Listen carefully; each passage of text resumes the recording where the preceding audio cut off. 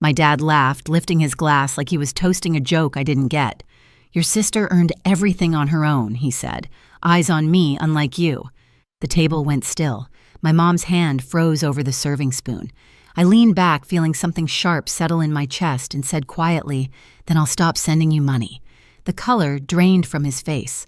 What money? In that silence, the house finally told the truth. It had been hiding for years.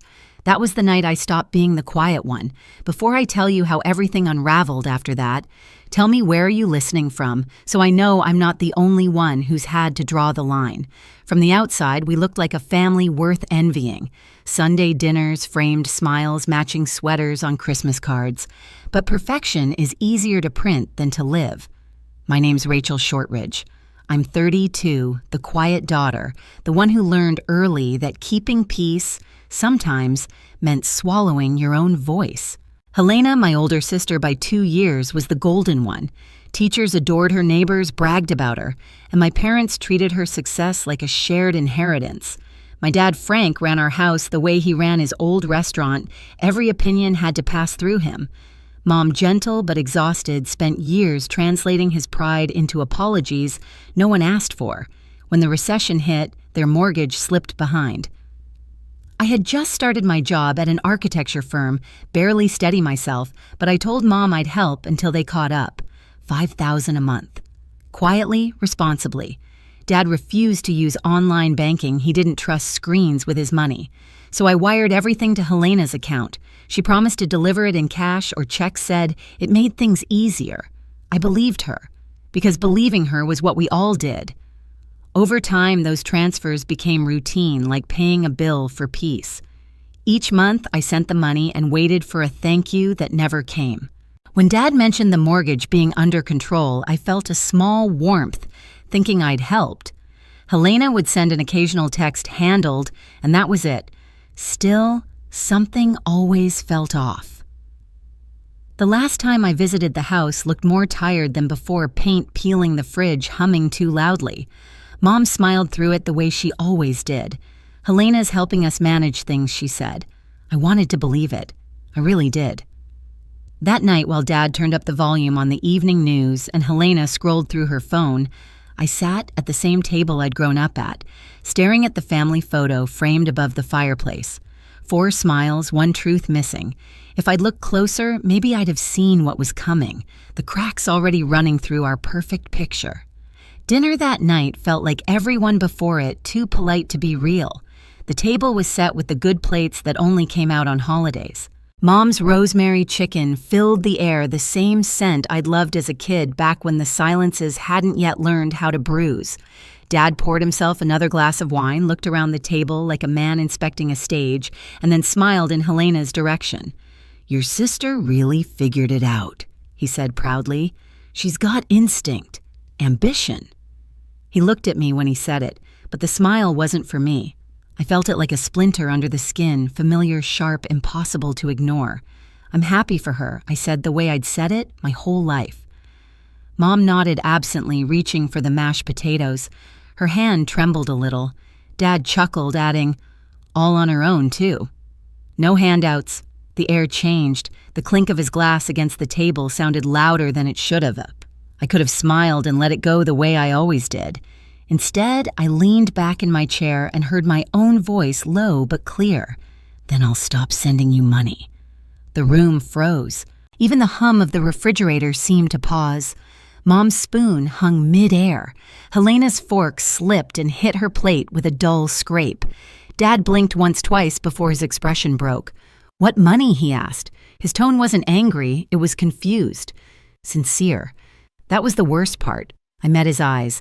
"The $5,000 I've been wiring to Helena every month, for you and Mom, since last April." He frowned. "You've been what?" Mom looked at Helena, her face draining of color. Helena straightened in her chair, her voice brittle. "She's exaggerating. There were delays." Some months she sent it late. Every month I interrupted quietly. The first of each one. I have the confirmations. The silence that followed wasn't peaceful, it was surgical. It cut. Dad turned to Helena again. "We never saw a cent." Helena's jaw tightened. "You don't understand, there were expenses." Investments. What kind of investment costs $60,000 and leaves you with nothing to show? I asked. Her eyes flashed. You wouldn't get it, Rachel. You never believe in anything unless it's safe. Believing in family shouldn't be unsafe, I said. Mom's eyes filled her voice, trembling. Helena, is it true? Helena looked away. It's complicated.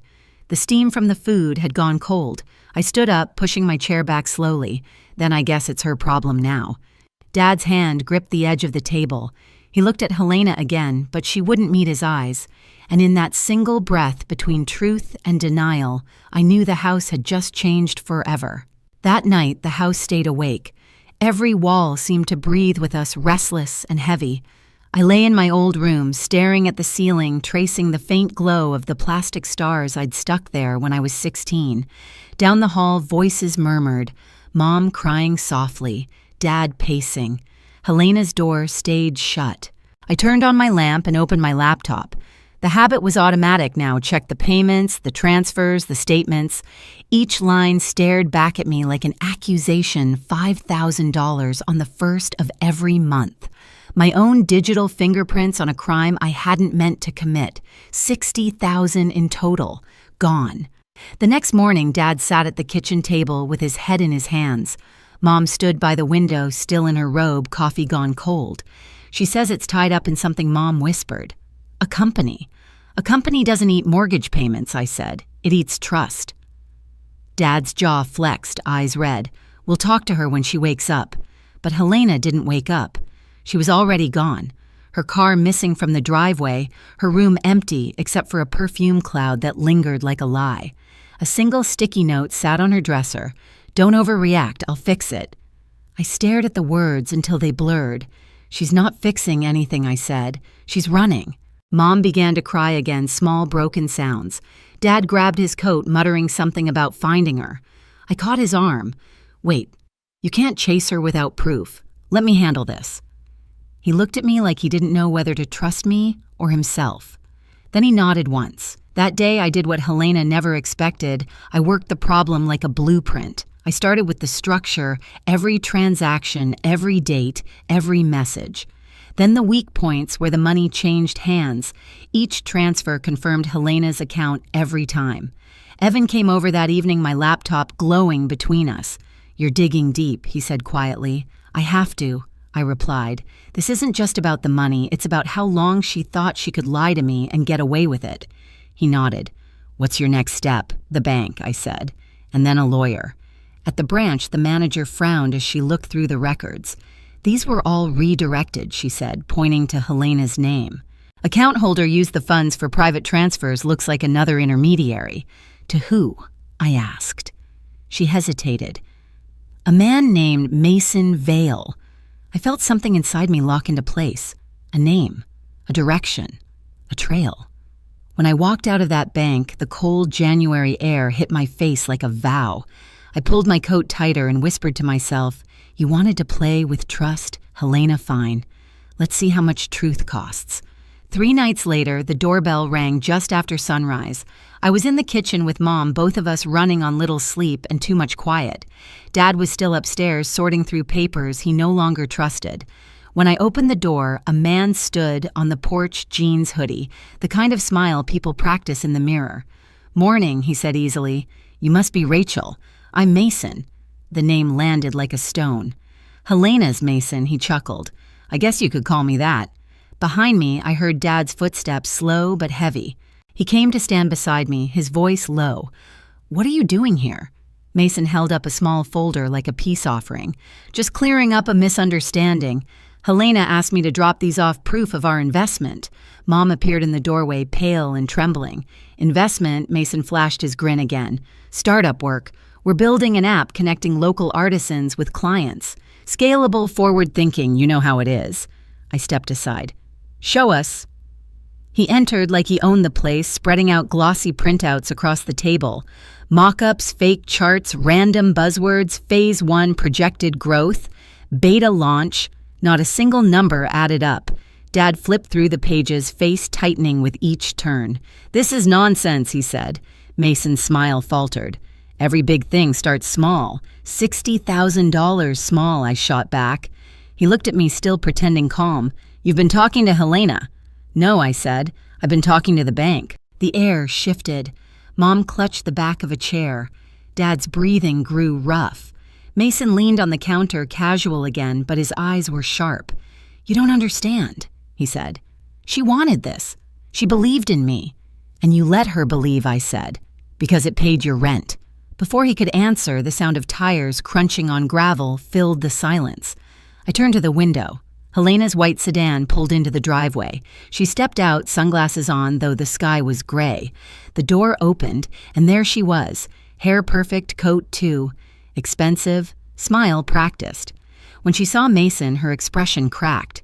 "What are you doing here?" Mason's voice softened instantly. "Babe, I told you I'd fix it." Her jaw tightened. "You weren't supposed to come here." Dad's voice was quiet but deadly. "You took your sister's money. You lied to us." Helena's eyes flicked between us.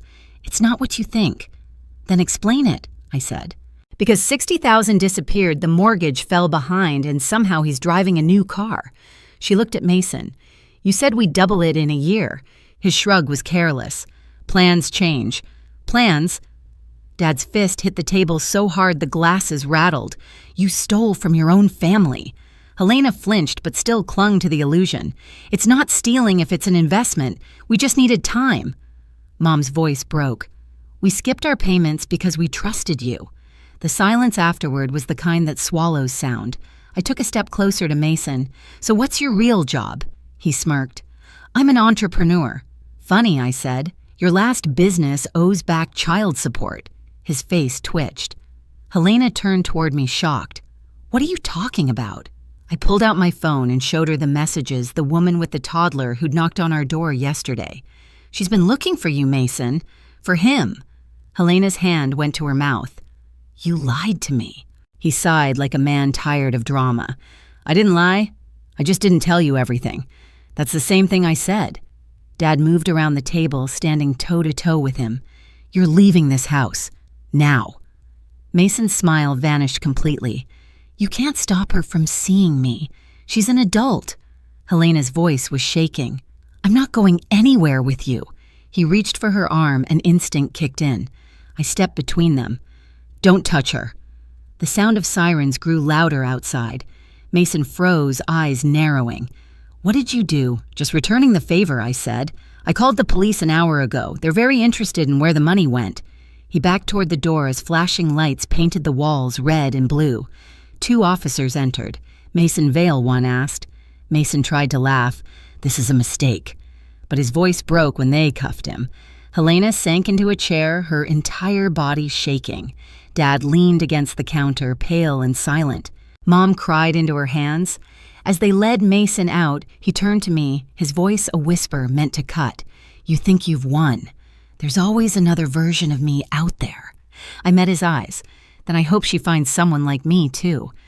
The door shut behind him. The house exhaled for the first time in months. 2 weeks later, the police called. They'd found evidence of multiple scams, 5 women, same story, same promises. Mason had pleaded guilty. The prosecutor wanted Helena's testimony to strengthen the case. At first, she refused. "I can't face him again," she whispered. "You already did," I told her, "and you survived it." In court, Helena sat beside me. She spoke softly but clearly, describing how Mason convinced her to invest how he'd used my transfers as seed money.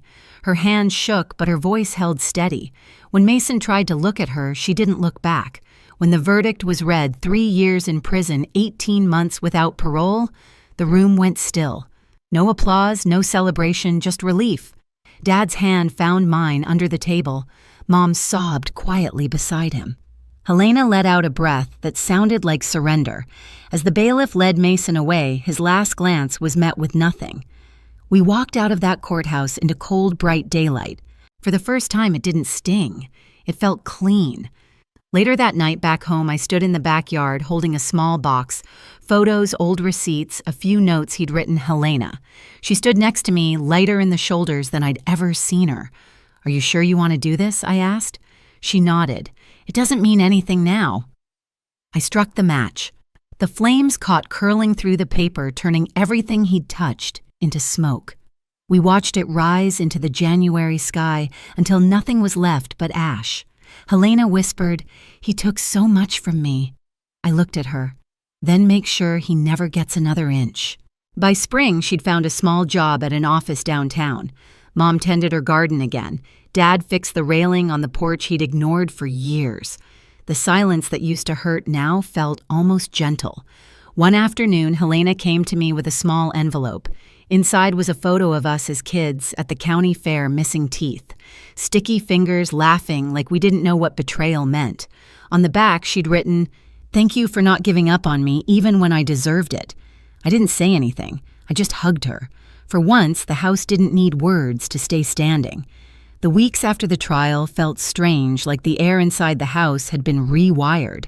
Mom started leaving the curtains open again, sunlight spilling across the kitchen tiles.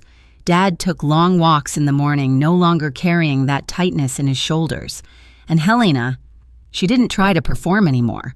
No perfect hair, no expensive perfume, no excuses. Just her quieter, humbler, still finding her footing. She found work as an office assistant downtown. It wasn't glamorous, but she said it felt honest.